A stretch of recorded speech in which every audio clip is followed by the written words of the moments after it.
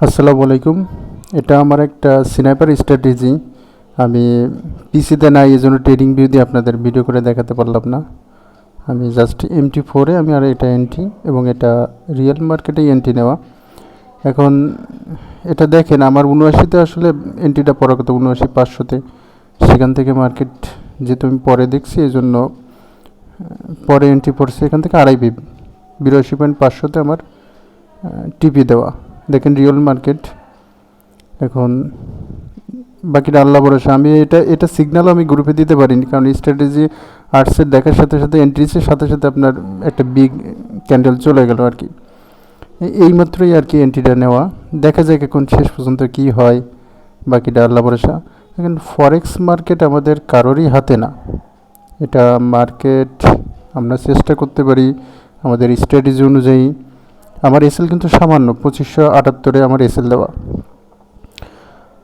আমি যেভাবে শিখাই, প্রতিদিন সেমিনার করি, তো আলহামদুলিল্লাহ ইমপ্রুভমেন্ট হওয়ারই কথা। কারণ এখানে সেন্টিমেন্টারি মেইন যে ইস্যুটা হচ্ছে, সেন্টিমেন্ট যদি আপনার ঠিক থাকে তাহলে ইনশাল্লাহ আপনি ভালো কিছু করতে পারবেন।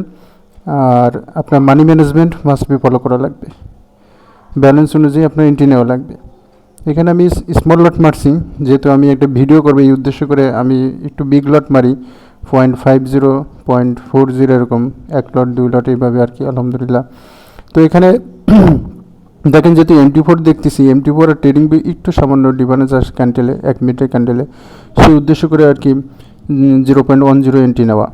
তো আলহামদুলিল্লাহ আশা করি এটা টিপি হিট করবে, এবং 82 হিট করার কথা, প্রিভিয়াস রেজিস্ট্যান্স লেভেল হিট করার কথা, 83 হিট করার কথা। এখন আমরা দেখি মার্কেটে কী হয়।